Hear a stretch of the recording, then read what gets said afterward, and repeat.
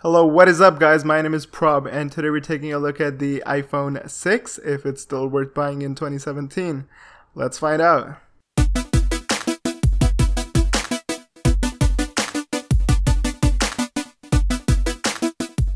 Apple has a very good reputation in the smartphone industry of keeping its iPhones well supported throughout the years. It provides all the latest software updates, which makes it stand out from the rest of the competition.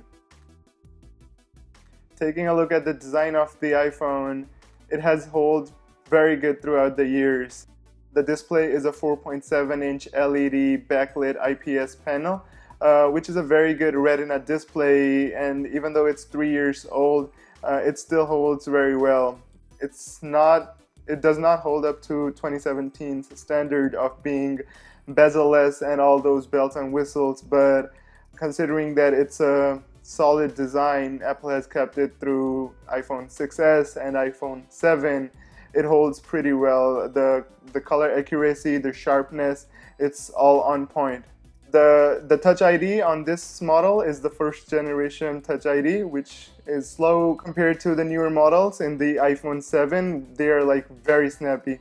But this one is fairly accurate. I won't say fairly, it's very accurate, but considering the speed, it's slower than the newer models, like the iPhone 7 or the iPhone 6s.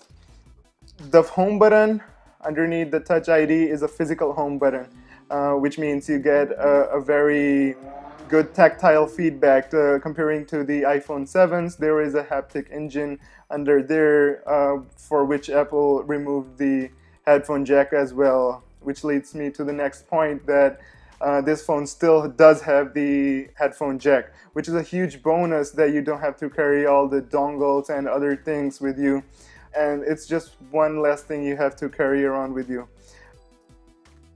The inside of the phone contains Apple's A8 chip, which is a dual-core processor, and it's very snappy in everyday tests. In my testing, I didn't find any lags or any hiccups.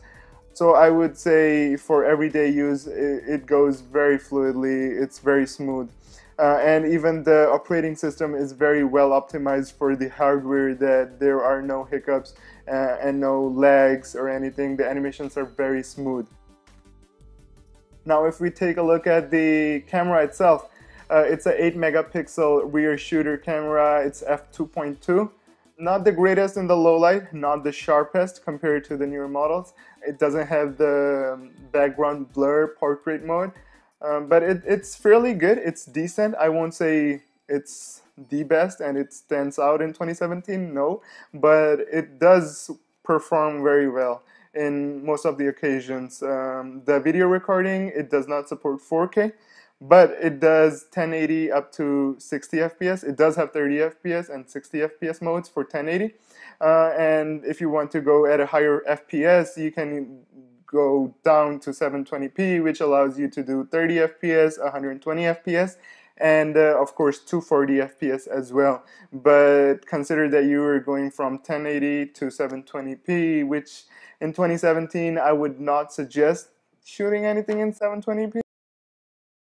Talking about the sound, the phone only consists of a single bottom firing speaker, which is very teeny, and if you're consuming video, watching a YouTube video or anything in the landscape mode, you can easily cover it and it block the audio coming out of it. The battery life. This phone consists of 1850 milliampere battery, which is not long lasting. It will not last you a full day of usage. I would suggest you invest in a battery bank if you want to take this phone to college or any other place, or if you're a heavy user, then a battery bank would help a lot. Other additional features of the phone include Bluetooth 4.0. Of course, you're getting the newest iOS 11, which Apple's releasing in September. And that's a big thing. You're getting iPhone operating system here. Other phones at this price point, you will be getting Android operating system, but if you lean heavily towards iOS, if you like the minimalistic approach, Of course, you lose customizability, but if you like the way iOS works, then this is a great phone at a budget to start using the platform. Also, you get this Apple-to-Apple support. Like, let's say if you have a Mac, then you can directly share files using AirDrop. Also, you get FaceTime and iMessage compatibility if your friends use iMessage or FaceTime heavily, then this is an advantage, and this is a good point to get an iOS device. This phone comes in 4 different storage options: the 16 gigabyte, 32 gigabyte, 64, and 128 gigabyte. I would suggest at least going with the 32 or the 64 gigabyte variant to have a good performing everyday smartphone in 2017. At the moment of making this video, you can pick up an iPhone 6 for about $200 to $250 US. I think this is a great price, considering that you're getting all the new features of iOS 11. You're getting FaceTime, iMessages, AirDrop, a good decent camera with decent video capabilities. It's not the best if you want to listen music through the loudspeaker itself. But other than that, it's a very good design. It's a minimalistic design. Apple has carried over to the newer models as well. Yes, the bezels are thicker, considering that we're in 2017 and we all want bezel-less phones. But if you're on a budget and you're looking for an iOS device, this is a very good option, and I would recommend it depending on what price you're getting this phone for. Thank you guys for watching, and let me know what you guys think about this phone in the comment sections below. On this channel, I do mobile reviews, tech reviews, so if you're new here, consider subscribing. Thank you guys.